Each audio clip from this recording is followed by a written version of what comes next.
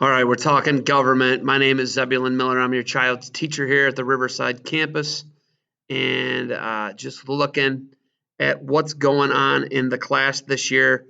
We started out with basically the Declaration of Independence, and we're getting into what we are doing here at the Riverside campus and what we're doing with government. So, Declaration of Independence, this is under Google Classroom. So, if your child, we have, geez, let's see, their hall passes on this, their quizzes are on this, Articles of Confederation, the Constitution, Declaration of Independence, all these things, all the class materials, all on here, how they sign in, how they sign out, and anything that we talk about in the class when we talk American government. And then obviously we're very heavy on communication, right? Communication is a big part of what we do in class, and communicating is obviously something, a skill they're going to need moving forward in life. So once again, to communicate with me, Zebulin Miller at riversideschools.net. And please feel free to send me an email anytime you have questions about anything that's going on in class, what we're doing in class, anything that you need, grades, resources, whatever we can do to help, we're here to help. So that's what's going on essentially here with American government, and it's a Phoenix program. So I'm also working with Mrs. Babcock. She is academic support in this course, and she is an amazing resource here at the school within the Phoenix program. So your child has access to her for academic support, me for the government class, and then this will roll into current issues class next semester where we work on media bias, being a responsible consumer of media. But let's focus on government right now because that is what this class is right now. American government. So, yeah, when we look at it, all of their information, all of their resources right on here. Like I said, we start with Declaration of Independence, America's birth, 1776, July 4th. We've already gone over the Declaration of Independence, talked about that extensively. Signers, we've talked about talking to the king, the problems that they had. First government, Articles of Confederation, we got into that. We're getting into the Constitution now. We're getting into all 7 articles of the U.S. Constitution. Then later on, shortly after the United States Constitution, they added the first Bill of Rights to it. And we talk a lot about the issues at hand. We talk a lot about taxation.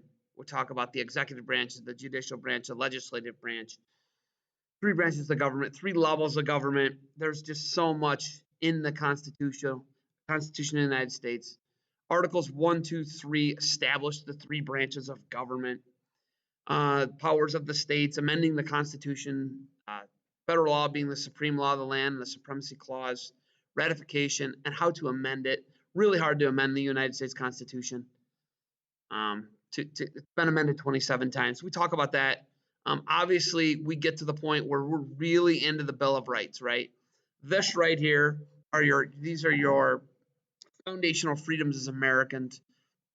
Obviously, the First Amendment, freedom of speech, religion, press, assembly, and the right to petition the government. Big thing we're into. Right now, we're talking Second Amendment, which is the right to keep and bear arms. Obviously, guns and firearms in this country, big issue, right? And we're in the middle of a really heated presidential election right now, and we've looked at the debates, watched the first debate, the highlights at least.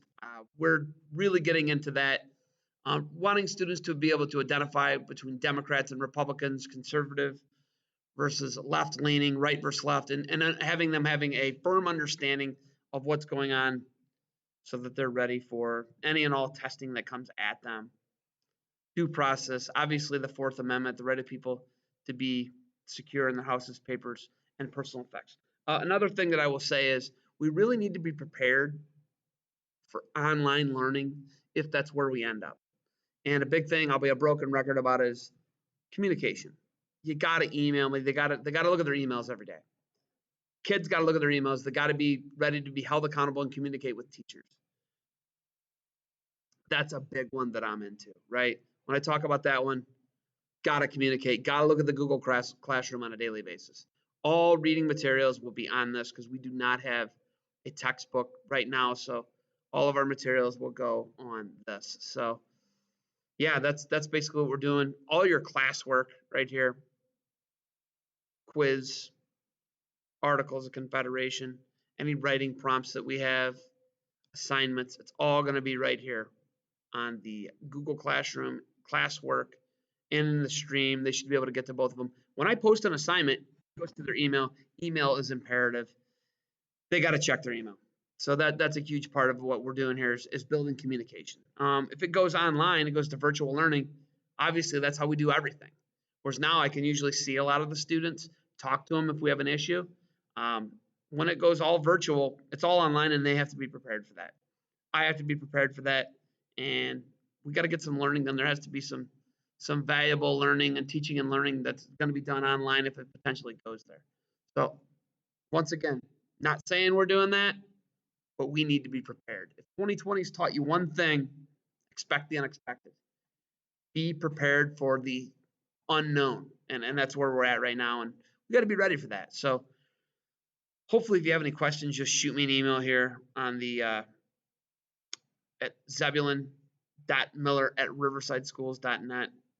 It's available on the Google Classroom. It's the biggest thing. It was an assignment. Your kids had to send me an email, tell me something they're interested in, and their name, basically. So I guess to close it out here, I just want to tell you a little bit about myself. Let's see, we've got some pictures of of my kids, right? I got two sons, a 2-year-old and a 4-year-old. This guy's about to be 3 years old here at the end of October. And then my wife's a teacher and I'm a teacher. And this guy is Ferdinand. He's 4 years old. So we do a lot of activities together as a family, a lot of hiking, a lot of hiking, a lot of hiking. And we did 87 days straight during the lockdown quarantine. That was kind of our outlet in March and April and May, where my sons and I did a lot of it. We live in Auburn Township, right down Auburn Road, and we go to the pumpkin patch near our house. And this is this summer at Allegheny National Forest. We did a 7-mile hike, and this 4-year-old, he made it the whole time. His name's Ferdinand. 2-year-old Thomas got 5 miles into it. We lost 1,000 feet of elevation, and he cashed out 5 miles into the 7. So do a lot of hiking, a lot of adventuring, play a lot of sports. Kids love sports. My wife was a college athlete. I was a college athlete. So it's in it. It's in their blood, I think. So we do a lot of that. But hopefully, if you have any questions, you can just shoot me an email, ZebulonMiller@riversideschools.net, and we can get everybody on the good side of things here, passing all our classes and succeeding in life. So thank you. Check out the Google Classroom with your child if you get a chance to. If not, any materials or anything you want to see, I can email you. Shoot me an email. Thank you.